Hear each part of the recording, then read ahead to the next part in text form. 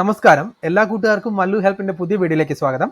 നമ്മൾ ഇന്നത്തെ video discuss ചെയ്യാൻ പോകുന്നത് മറ്റൊരു ആധാറിനെ പറ്റിയുള്ള മറ്റൊരു വീഡിയോ ആണ്.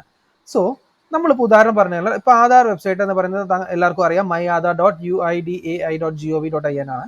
സോ ഈ ആധാർ വെബ്സൈറ്റ് നമ്മളൊരു കാര്യം മനസ്സിലാക്കുക, നമ്മളൊരു ആധാർ എടുത്തു. ഇവിടെ ആധാർ എടുത്തതിന് ശേഷം നമ്മളുടെ എൻറോൾമെന്റ് ഐ ഡി ആ ഒരു സ്ലിപ്പ് നമ്മളുടെ നഷ്ടപ്പെട്ടു.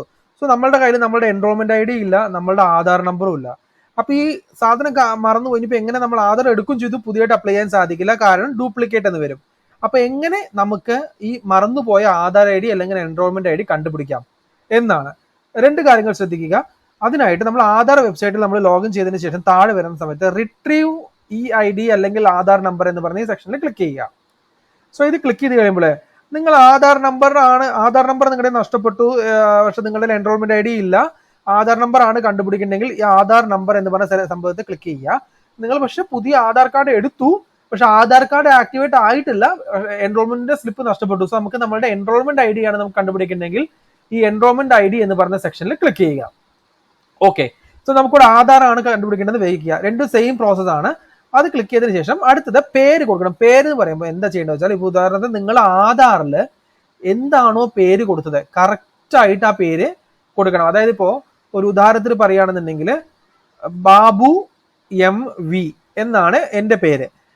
അപ്പൊ ഈ ബാബു MV എന്നാണ് എൻ്റെ പേര് എന്നുണ്ടെങ്കിൽ നിങ്ങൾ MV ബാബു എന്നോ അല്ലെങ്കിൽ വെറും ബാബു എന്നോ അങ്ങനെയൊന്നും കൊടുത്ത് സെർച്ച് ചെയ്താൽ നിങ്ങൾക്ക് ഈ ഡീറ്റെയിൽസ് കിട്ടില്ല. ക്ലിയർ ആയിട്ട് എന്താണോ നിങ്ങളുടെ പേര് ആധാർ കാർഡിൽ കൊടുത്തിരിക്കാൻ സാധ്യത ആ പേര് തന്നെ നിങ്ങളിവിടെ ടൈപ്പ് ചെയ്യണം.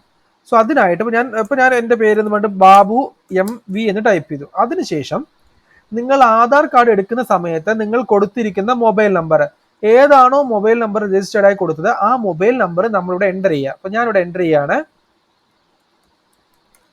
എൻ്റർ ചെയ്തതിന് ശേഷം താഴെ കാണുന്ന ക്യാപ്ച കോഡ് എൻ്റർ ചെയ്യുക.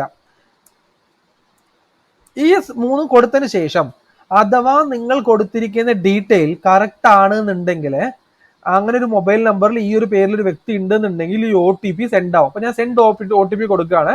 OTP സെൻഡായി. സോ ആ രജിസ്റ്റേർഡ് മൊബൈൽ നമ്പറിലേക്ക് നമ്മുടെ OTP വന്നിരിക്കുന്നു. അപ്പൊ ആ OTP ഞാനിവിടെ എൻ്റർ ചെയ്യാണ്. എൻ്റർ ചെയ്തിട്ട് സബ്മിറ്റ് എന്ന് പറഞ്ഞ ബട്ടണിൽ ക്ലിക്ക് ചെയ്യുക. ഞാനത് ക്ലിക്ക് ചെയ്യാം.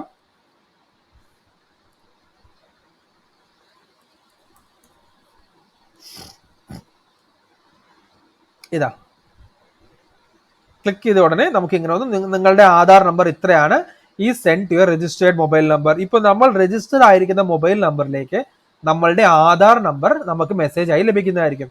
ഇതേ പ്രോസസ് ആണ് എൻറോൾമെന്റ് ഐ ഡി നഷ്ടപ്പെട്ടാലും നമ്മൾ ചെയ്യേണ്ടത്.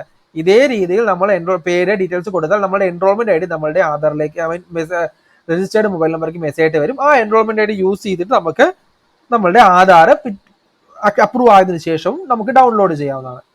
ഓക്കെ, സോ ഇതാണ് ഈ ഒരു വീഡിയോയിൽ ഞാൻ കവർ ചെയ്യാൻ ഉദ്ദേശിച്ചിരുന്നത്. വീഡിയോ എല്ലാവർക്കും ഇഷ്ടപ്പെട്ടു എന്ന് കരുതുന്നു. എന്തെങ്കിലും ഡൗട്ട് ഉണ്ടെങ്കിൽ നമുക്ക് വീഡിയോക്ക് താഴെ കമന്റ് ആയിട്ട് അറിയിക്കുക. നിങ്ങൾക്ക് ഏതെങ്കിലും വീഡിയോ ഏതെങ്കിലും ഒരു കാര്യത്തിനെ പറ്റി ആധാറിനെ പറ്റി വീഡിയോ വേണമെന്നുണ്ടെങ്കിലും ഈ വീഡിയോക്ക് താഴെ കമന്റ് ആയിട്ട് അറിയിക്കുക. ഓക്കെ, അപ്പൊ നല്ലൊരു വീഡിയോ ആയിട്ട് നമുക്ക് വീണ്ടും കാണാം. അതുവരെ എല്ലാ കൂട്ടുകാർക്കും നന്ദി, നമസ്കാരം.